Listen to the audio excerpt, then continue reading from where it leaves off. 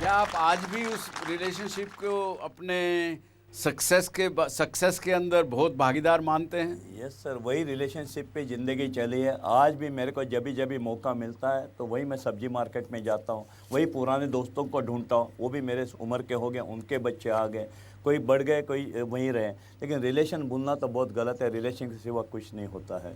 तो आज भी वही चल रहा है और मैं आज भी, मेरे को वही दिन आते हैं। मैं दुनिया में सबसे अमीर कब था मैं आपको बताऊं, मैं न्यूज़पेपर साइकिल पे बेचता था। तो हमारे ज़माने में मैट्रिक का रिज़ल्ट पेपर में छपाई करता था, उसको हम एसएससी रिज़ल्ट बोलते थे। उस समय इंटरनेट कंप्यूटर नहीं था और हमने, मेरे को याद है, पूना में पूना हेराल्ड करके इंग्लिश पेपर था। दोपहर 2 बजे गया, पेपर साइकिल पे लगाया, टांग मारी, अलाए एसएससी रिज़ल्ट चिल्लाया। 10 मिनट के अंदर सब 4 आने का 8 आना 6 आना प्रीमियम से फटाफट ख़त्म हो गए। मेरे पास 80 रुपये की चिल्लर आई। 80 रुपये की चिल्लर मैंने पायजामे के ये खिस्से में डाला तो पायजामा नीचे नीचे जाने लगा। फिर मैंने बाहर निकाला, 40 रुपये ये हाथ में, 40 रुपये ये हाथ में, ऐसा दोनों लेके मैं आसमान की तरफ देख रहा था। उस दिन मैं दुनिया का सबसे अमीर था। मेरे को वो बचपन के 80 रुपये याद आते हैं।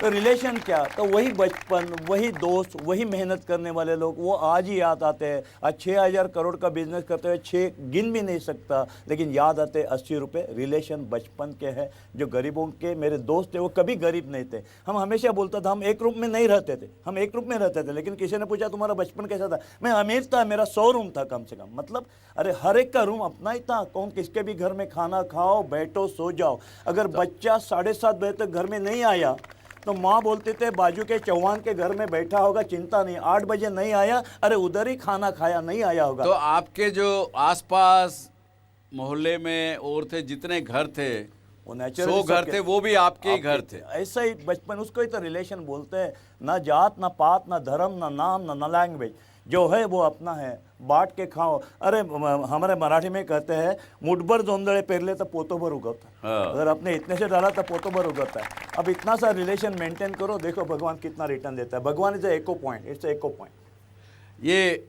आप कैमरा में अगर देखेंगे तो आज लगभग 2 करोड़ लोग आपको ये शो के द्वारा देख रहे हैं।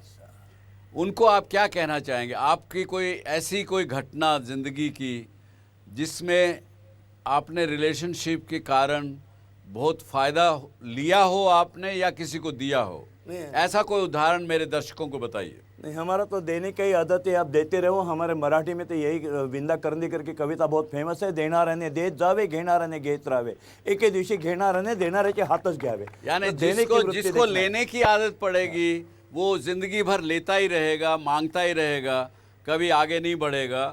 और जिसको देने की आदत होगी उसको भगवान इतना देगा कि वो देता ही रहे, देता ही रहे।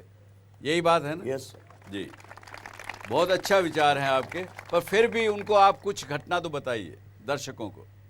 मेरा जिंदगी बोले तो सबकी कॉमन है घटना, खाली मेरे को आज चांस मिला आपके वजह से टीवी के सामने आया।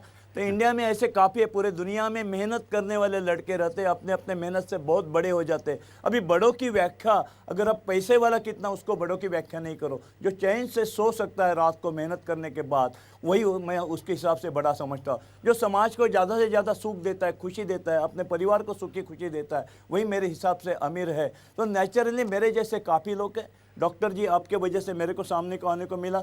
मैं इतना ही कहता हूँ कि जो भी मेरे ज़िंदगी में बचपन के मेरे जितने आजू बाजू के दोस्त थे, उनसे मैंने काफ़ी चीज़ सीखा।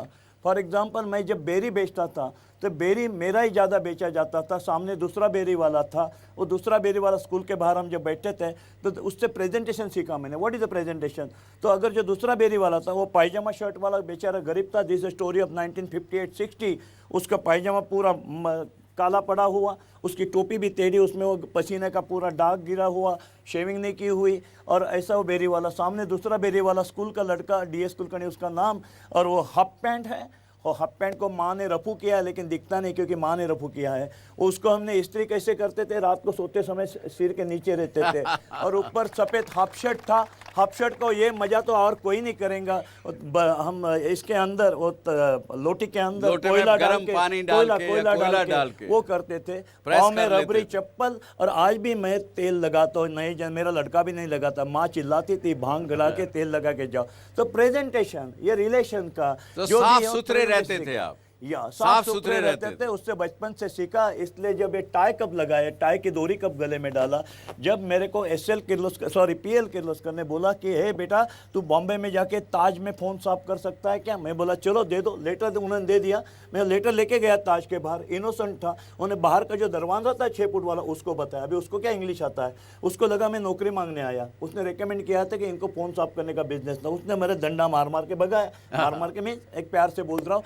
तो मैं सीधा किर्लोस्कर के पास है, देखो मेरा जो स्टाइल है कपड़े का वो हिसाब से उसने मेरे को नहीं अंदर लिया। हमारे ज़माने में वो ऐसा गुड़गे तक की, उसको बेल बॉटम बोलते हैं, इधर तक टाइट नीचे पायजामा, ऊपर से आधा शर्ट, पाँव में चप्पल, हाथ में बैग, वो कैसा छोड़ेगा अंदर।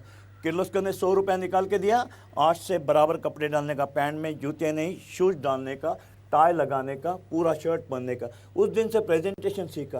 तो जिंदगी में रिलेशन में कोई ना कोई 100 रुपया निकाल के देता है, कोई कैसा अच्छा रखना सिखाता है। तो रिलेशन के वजह से एक दीपक सखाराम कुलकर्णी, जो एजुकेशन में बहुत भारी नहीं सीखा हूँ मैं, क्योंकि पूरा बचपन मेरा कॉर्पोरेशन स्कूल में गया, लेकिन आज रिलेशन के वजह से मैं ये तक पहुँच गया। इसलिए आज भी sir we are working in Korea, China, Japan, we are the America, England. तो बिजनेस लैंग्वेज में इंग्लिश का कोई प्रॉब्लम नहीं आता है। रिलेशन हर जगह जाओ, रिलेशन में आप आपकी दिल की भाषा आसान से बोल सकते हैं। समाज आपको हेल्प करने के लिए बैठा है, इसलिए हम हमारा जो भी कमाते हैं उससे 2 गुना हम देना चाहते हैं समाज को। इसलिए DS Kulkarni foundation charitable trust काम करता है।